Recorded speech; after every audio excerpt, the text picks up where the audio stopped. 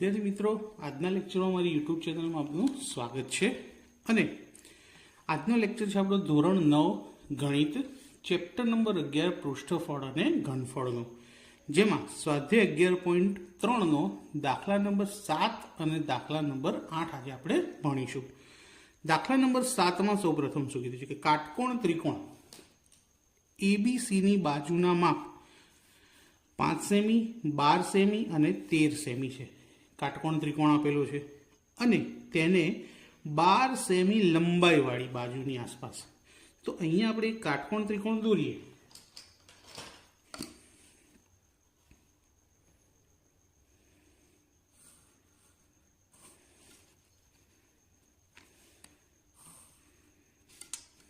આ છે કાટકોણ ત્રિકોણ.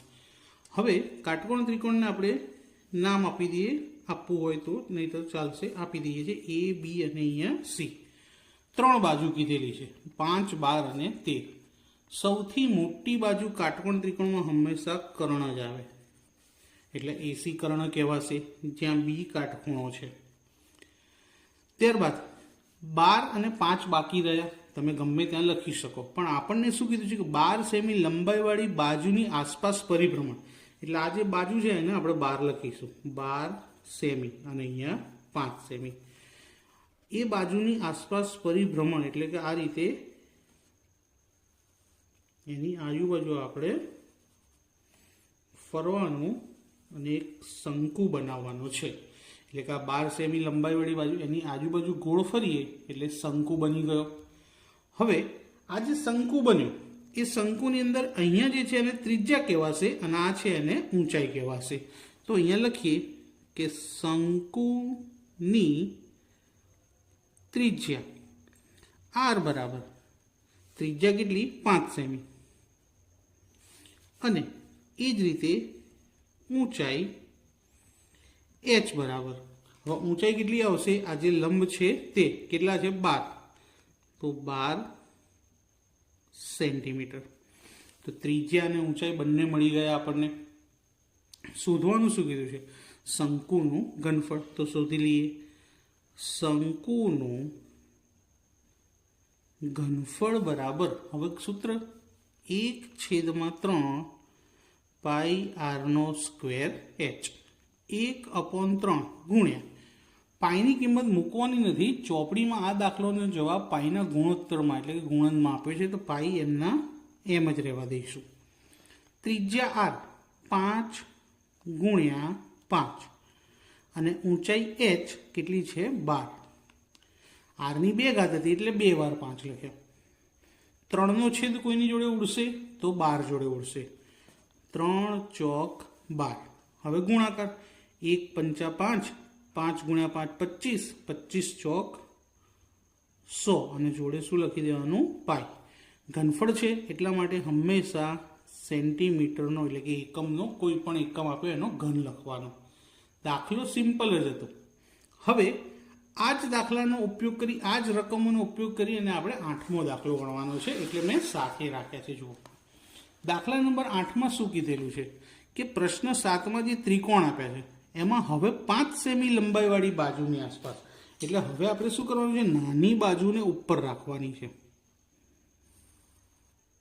અને મોટી જે બાજુ છે બીજી એને આપણે નીચે રાખીશું. અને આ ત્રિકોણ તૈયાર થઈ ગયો. એ, બી અને સી. 12 સેમી નીચે અને 5 સેમી અહીંયા ઉપર રાખીશું. તો આ જે લંબાઈ છે, જો અહીંયા શું કીધું? 5 સેમી લંબાઈવાળી બાજુની આસપાસ પરિભ્રમણ એટલે કે આની આજુબાજુ ગોળ ફરવાનું છે. તો બીજું બાજુ પણ થશે આ રીતે, અને ગોળ ફરવાનું આવશે એટલે અહીંયાથી સી ઉપર જવાનું અને પાછું ફરીને આવી જવાનું, આમ ગોળ ફરીને આખું. તો હવે આ જે શંકુ બન્યું, તો આ શંકુની ત્રિજ્યા કેટલી થશે? આર બરાબર નીચે કેટલી છે? 12, તો 12 સેમી. અને ઊંચાઈ કેટલી થશે? એચ બરાબર ઊભી કેટલી છે? 5 સેમી. આગળના દાખલામાં 12 લંબાઈ કીધી હતી એટલે 12 ને ઊંચાઈ લીધી હતી અને 5 ને ત્રિજ્યા. જ્યારે આ દાખલામાં 5 લંબાઈ લેવાની કીધી છે એટલે ઊંચાઈ 5 અને ત્રિજ્યા 12 લઈશું. શોધવાનું છે ઘનનું ઘનફળ.